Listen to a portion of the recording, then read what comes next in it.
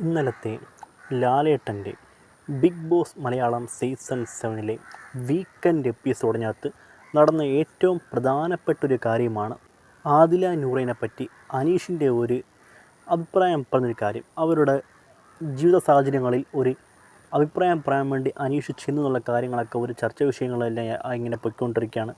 അത് കണ്ട സമയത്ത് എനിക്ക് തോന്നിയൊരു കാര്യം പറയാൻ വേണ്ടി പോവുകയാണ്. അനീഷ് പറഞ്ഞതിൽ എന്താണ് തെറ്റ് എന്നാണ് എൻ്റെ ചോദ്യം. അനീഷ് എന്താണ് പറയുന്നത് കാരണം വെച്ച് കഴിഞ്ഞാൽ, നിങ്ങൾ രണ്ടുപേരുടെയും കുടുംബം നിങ്ങളെ മനസ്സിലാക്കി നിങ്ങളെ അക്സെപ്റ്റ് ചെയ്യുന്നൊരു കാര്യം വരത്തില്ലേ എന്നുള്ള കാര്യമാണ് ഇവിടെ അനീഷ് ഇവിടെ ചൂണ്ടിക്കാണിക്കുന്ന ഒരു കാര്യം. അങ്ങനെ ഒരു ദിവസം ഉണ്ടാകുമോ എന്നാണ് അനീഷിൻ്റെ ഒരു അഭിപ്രായം. കാരണം പക്ഷേ അതിന് ആദിലയും നൂറയും ആ ഒരു നല്ല കാര്യത്തിനെ പോലും മനസ്സിലാക്കാതെ അതെന്തോ ഒരു വിവാദം, വിമർശനം എന്ന പോലെ അനീഷ് സംസാരിക്കുന്നു എന്നാണ് അവരുടെ ഒരു ആദിലയും നൂറയും അഭിപ്രായപ്പെടുന്ന ഒരു കാര്യം. മറിച്ച് ചിന്തിച്ചു കഴിഞ്ഞാൽ അനീഷ് എന്താണ് പറഞ്ഞെന്താണെന്ന് തെറ്റാണ് ഞാൻ ചിന്തിക്കുന്ന കാര്യം. അപ്പോൾ അവർ പറയുന്നു അവരുടെ ഫാമിലി അവരെ അക്സെപ്റ്റ് ചെയ്യുന്നില്ല എന്നുള്ള കാര്യം. അപ്പം ഈ ഷോ മുഖാന്തരമോ അല്ലെങ്കിൽ ബിഗ് ബോസ് ഷോയുടെ ഒരു ഭാഗമായിട്ടോ ബിഗ് ബോസ് ടീമായിട്ടോ അത് ആ ഒരു ബിഗ് ബോസ് ടീമിനെ പറഞ്ഞതും ബിഗ് ബോസിനെ പറഞ്ഞ കാര്യങ്ങളൊക്കെ അനീഷിൻ്റെ ഒരു ഫോൾട്ട് എടുത്തു. പക്ഷേ ഈ ഷോ കണ്ട് മനസ്സിലാക്കി അവരുടെ ഫാമിലി അക്സെപ്റ്റ് ചെയ്യുമോ എന്നുള്ള കാര്യമാണ് അവിടെ അനീഷ് അവിടെ ഉദ്ദേശിച്ചത്. ഇപ്പോൾ അല്ലാതെ നിങ്ങൾ എന്തിനാണ് ഇങ്ങനെ നടക്കുന്നത്, നിങ്ങൾക്ക് മറ്റ് ആണുങ്ങളെ ഇഷ്ടമല്ലേ എന്നുള്ള കാര്യങ്ങളൊന്നും അങ്ങനെ ചോദിച്ചുകൊണ്ടുള്ള ഒരു അഭിപ്രായമല്ല അനീഷ് അവിടെ കാണിച്ചിരിക്കുന്നത്. ഇപ്പം ഞാൻ ഈ നിമിഷം ആദിലയും നൂറയും വിമർശിക്കുകയാണ്.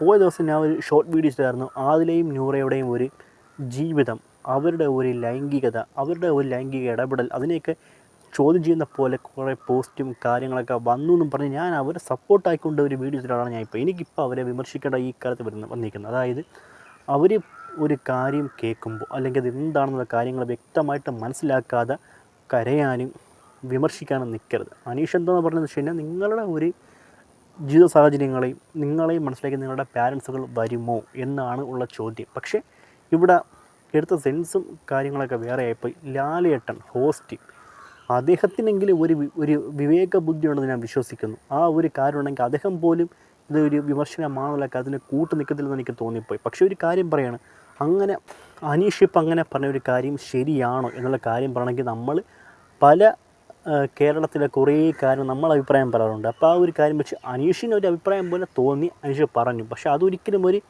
മോശമായിട്ടോ അവർക്ക് എഗെയിൻസ്റ്റ് ആയിട്ടോ പറഞ്ഞൊരു കാര്യമല്ല. മറിച്ച് അതിലൊരു നല്ല കാര്യം ഉണ്ടെന്നുള്ള കാര്യം പോലും മറച്ചു വെച്ച് ഒരു വളച്ചൊടുപ്പ് രീതിക്ക് ഹോസ്റ്റായ ലാലേട്ടനും ആദിലയും നൂറയും എന്തുകൊണ്ട് അത് അങ്ങനെ ഒരു ഗെയിം മാറ്റി വിട്ടു എന്നാണ് ഇപ്പം ഞാൻ ചിന്തിക്കുന്ന ഒരു കാര്യം.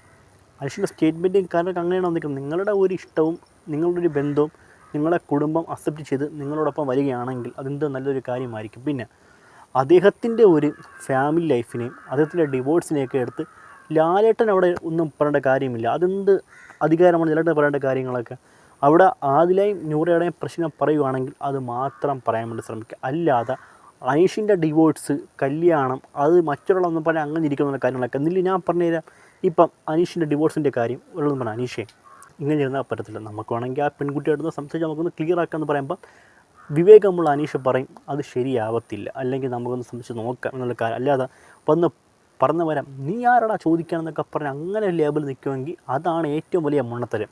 ഇതേ മണ്ടത്തരമാണിത് ഇവിടെ നടന്നിരിക്കുന്നത്. അവരുടെ ഒരു കാര്യത്തിനൊരു നല്ലൊരു പാത്ത് വേ പോലെ അഭിപ്രായം പറഞ്ഞു, അല്ലെങ്കിൽ അങ്ങനെ വരണമെന്ന കാര്യം വന്നപ്പം അതിനെ വിമർശിക്കുന്ന പോലെയാണ് ഇപ്പം ഇങ്ങനൊരു സംഭവം ഉണ്ടാക്കുന്നത്. സോ ആ ഒരു കാര്യം വെച്ച് ഇതാണ് ഈ ഒരു പ്രശ്നത്തിൽ എനിക്ക് പറയേണ്ട എൻ്റെ ഒരു പേഴ്സണൽ ഒപ്പീനിയൻ കാര്യങ്ങളൊക്കെ. സോ ആ ഒരു കാര്യം വെച്ച് ലാലേട്ടൻ ഇനി ഓരോ കാര്യങ്ങൾ പറയുമ്പോഴും നല്ല വിവേകത്തോടുകൂടി അറിവോടുകൂടി മാത്രം സംസാരിക്കാൻ വേണ്ടി ശ്രമിക്കുക. ഇല്ലെങ്കിൽ ഒരു കാര്യങ്ങളും ജഡ്ജ്മെൻറ്റ് ചെയ്യാൻ വേണ്ടി നിൽക്കരുത് എന്നുള്ള കാര്യം മാത്രമേ പറഞ്ഞുള്ളൂ. സോ ആ ഒരു കാര്യം വെച്ച് ഇതാണ് ഈ ഒരു പ്രശ്നത്തിലുള്ള എൻ്റെ ഒരു ഒപ്പീനിയൻ. കാരണം സോ ഇത്രയുള്ളൂ പറയാനായിട്ട്.